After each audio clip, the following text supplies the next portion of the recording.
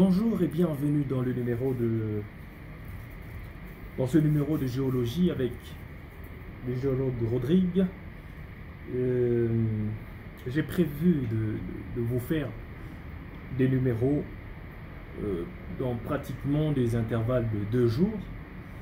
Et ne m'en tenez pas à rigueur si c'est fait que des fois je traîne un peu, parce que c'est fait que je dois travailler, je dois faire autre chose, et puis je dois me mettre à chercher ce que je dois vous proposer.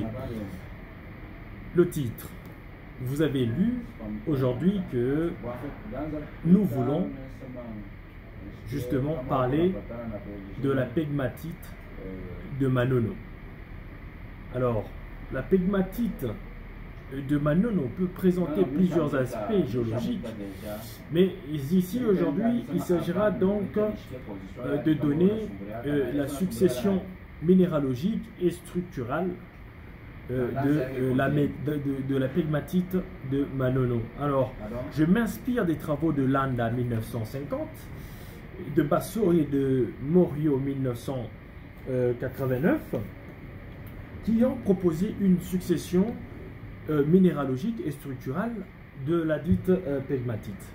Donc ici nous allons partir du toit vers le mur. Du toit vers le mur. Donc si vous êtes géologue, vous comprenez déjà qu'est-ce que le toit veut dire. Et mur aussi, qu'est-ce que ça veut dire. Je pense que ça serait un travail dur pour moi de pouvoir vous donner toutes les petites définitions possibles. Alors, la pegmatite de Manono présente une succession minéralogique et structurale comme suit. Donc, au toit, vous avez premièrement un encaissant plus ou moins transformé par la tourmalinisation et par des apports potassiques. Voilà. Deuxièmement, vous avez un liséré de quartz blanc laiteux, un liséré de quartz blanc laiteux, stérile.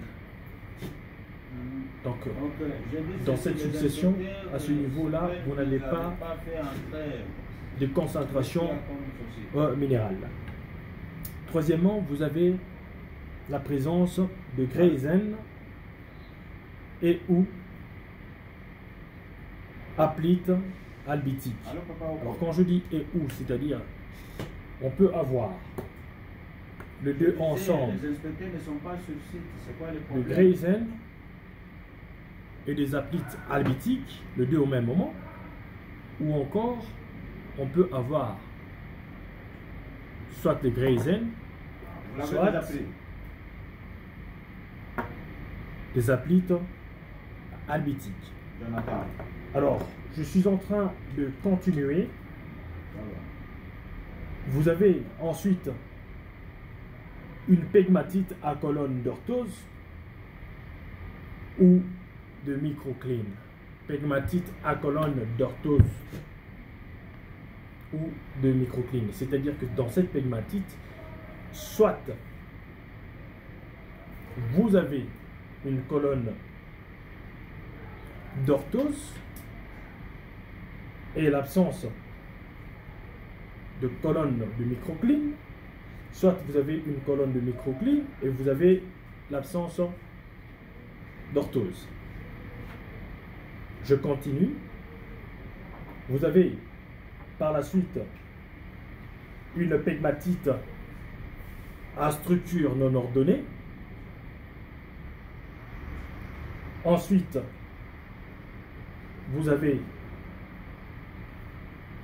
des aplites et ou du grésène,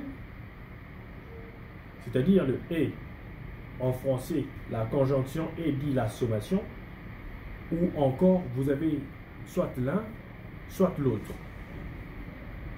Et au mur, vous avez un encaissant tourmalisé.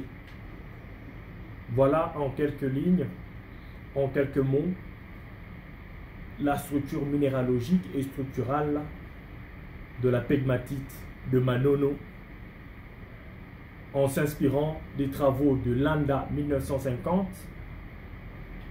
de Basso et Morio 1989.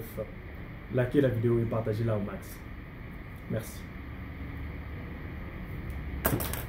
J'étais en train de lire